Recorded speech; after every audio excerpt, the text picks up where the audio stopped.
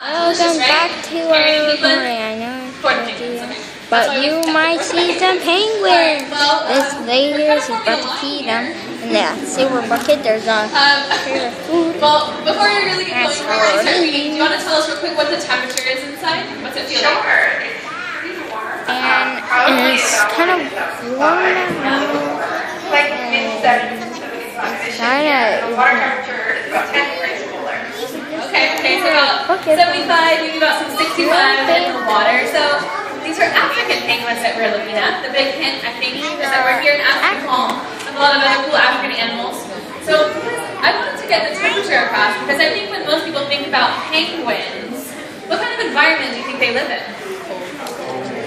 Yeah, you guys all said it. Cold. I know that was going to be your answer, huh? Absolutely. Why are penguins in? But since these guys are from Africa, well, it's a different environment they have, and they're used to much warmer climates. Sometimes you can get up into the triple digits for these guys. So it's truly remarkable of what they're adapted for. We can talk a little bit more about that, what these penguins are used to. And so you definitely have your hands full there. Thank you. They're very excited to see you. They're hoping to all have a snap. So I think I'm going to go ahead and give you some time to handle that. And we'll get to keep watching Jen go ahead and feed our penguins because it's adorable in my opinion. I can't get enough every time. So they're going to follow you, Jen, into the water here. You can all watch them maybe take a dive. Here they go. 1, 2, 3. Come on, they can do it. They'll get in there. But Jen's going to get in the water for a few reasons. Yeah. Very charismatic, like I was saying. They all pretty much have a different personality. So maybe we can ask Jen a little later what her favorite penguin is, and she might have a pretty funny answer for us. But very excited for her today, as you can see. Very eager to get that fish. So they really do love it. But there's a couple reasons why she gets in the water. First one being, have we all seen a walking fish before? No, those don't exist. So their fish are normally found in the water. So the penguins want to be in the water. It's more of a natural behavior for them to eat in the water as well. And second, you're going to see a little bit of this now. A little bit of competition, right? Who can get their head in the bucket first? No, they don't do that. But sometimes there can be a little bit of territorial disputes on land. Some of us up here in the front are noticing where all the penguins were. Well, there's one still hanging out in the very back nest box in the back. So you can keep an eye out. There's one penguin that's right in there. But those are their nest boxes. Those are kind of like their individual rooms. They do maybe share with a partner or two.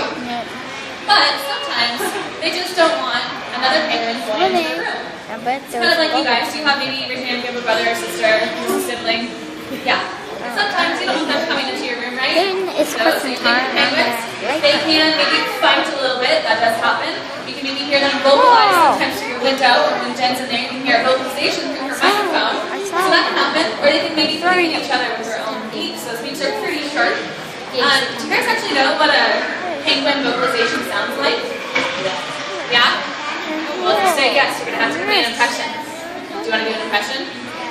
Okay, here, Go ahead and say it nice and loud for everyone.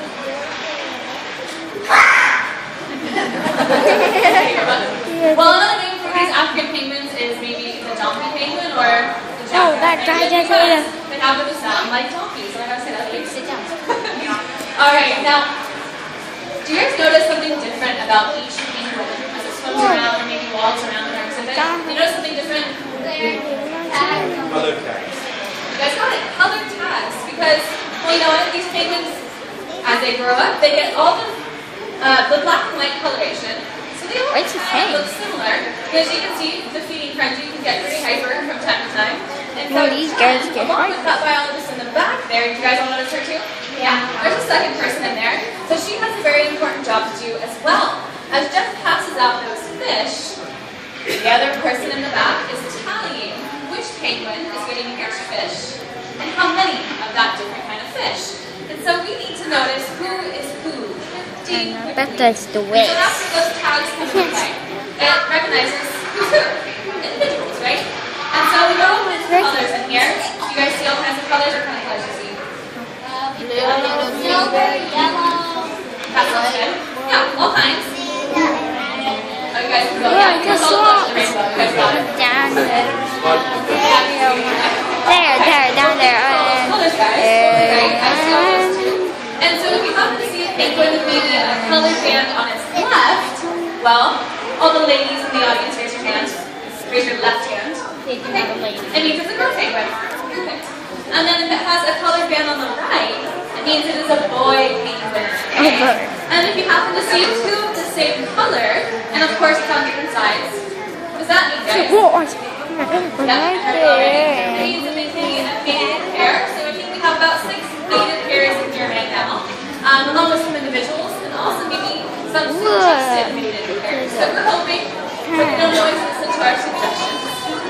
Oh, they're they are on the land. We brought up Hey, another go screen close. really fast underneath the water. As a matter of fact, though, you're loving it. Okay, so now I can. Yeah, they eat those fish. But these guys here, they're Let's talk about how everywhere. fast they can swim now, because we are remarking on that. So Oh. anyone want to take a guess on how many miles per hour a penguin can swim? What do you think? 12 to 15. I like that guess. Did you want to guess? Yes, so like 100 miles per hour. 100 miles per hour. I love it. 15 to 20. Oh, they're Okay, fighting. I'm loving all these guesses. You guys pretty much got it. Have you been here before? They can spin to say 13 to 15 miles per hour. So let's take a vote. Do you guys think that's more? I don't know. Well, faster than? Or slower? Oh, they're all trying to get it. Swimmer, Michael Phelps. Thumbs up for faster. These Thumbs down for slower. Okay. Well, thumbs up. Keep those thumbs up because they can swim about 3 times as fast as Michael Phelps. So if they were going a race against Michael Phelps, they would definitely leave him in their bubbles. Now, speaking of bubbles, do we see a lot of bubbles in here, guys? I mean, specifically from the penguin's rear end. Well, that's not what you thought. It's not the gas. They're not gassy. It's something else. It's coming from their backs. No, it's coming from all over, even their face. And so what those bubbles are, it's not kind of like just a jelly. It's a little bit more than that. They have 2 layers of feathers. They indeed have feathers, not fur. They are definitely birds. And so with those 2 layers, right inside those inner layers, they have a lot of air bubbles. They can actually blow some of that air inside of those feathers. And when they dive, it releases all those bubbles for some buoyancy. So that they can actually dive.